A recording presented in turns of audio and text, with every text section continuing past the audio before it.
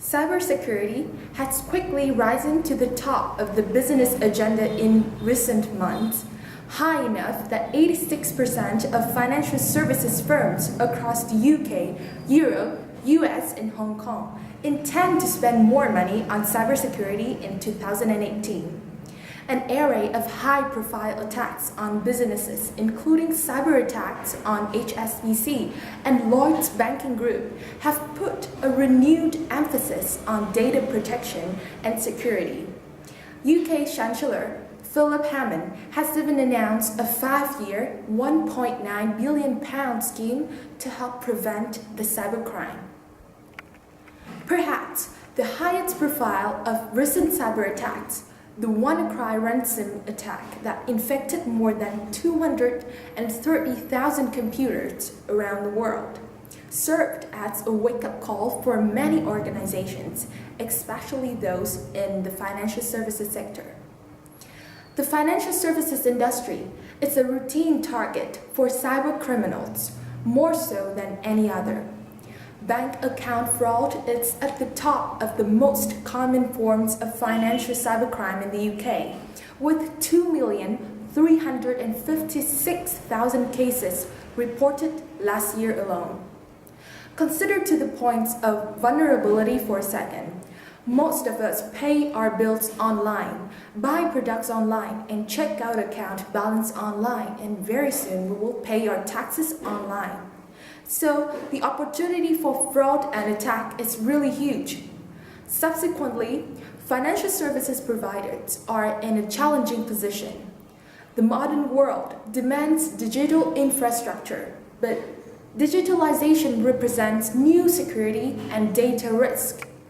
With the EU's General Data Protection Regulation looming on the horizon, along with fines of €20 million or 4% of global turnover in the event of a data breach, data security is at the top of the financial services business agenda.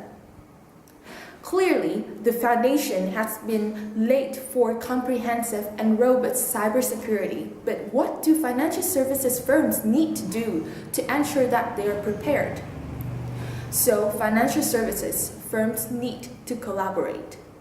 Rather than operating in isolation, financial institutions need to realize that an attack on one is an attack on all, and vulnerabilities exposed in one security network could be similar in others, and therefore, to mitigate and perhaps even prevent the damage, the firms need to pool their resources, collaborate, and share knowledge if they are to build comprehensive, high-security networks. So, in the past, once a hacker penetrated in the first line of security, that was it. Information was compromised, and there was almost nothing a firm could do. Following the hack, the firms could respond by upping their investment in cybersecurity and announce new protocols and processes to deal with the future attacks. Too little, too late. Today's approach to cybercrime needs to be preventative, not responsive.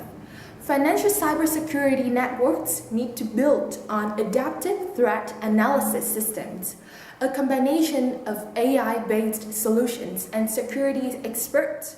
The combination will allow financial services firms to build an adaptive and responsive real-time security network.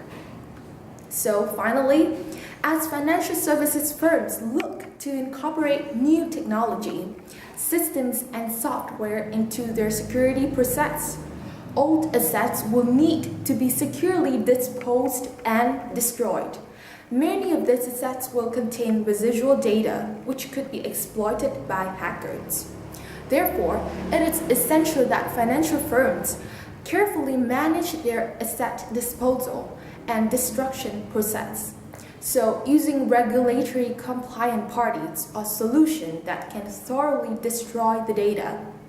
In addition, there needs to be clear documentation of the asset destruction and disposal process to meet new regulatory requirements.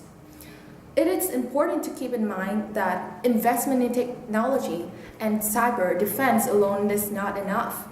It needs to be coupled with a company-wide education regarding the regulation, the value of data and the processes to securely manage sensitive data. Education is the key. Only then can financial services firms can begin to develop a unified approach to data management and destruction, ensuring complete regulatory compliance in the years to come, and taking real strides toward preventing financial cybercrime.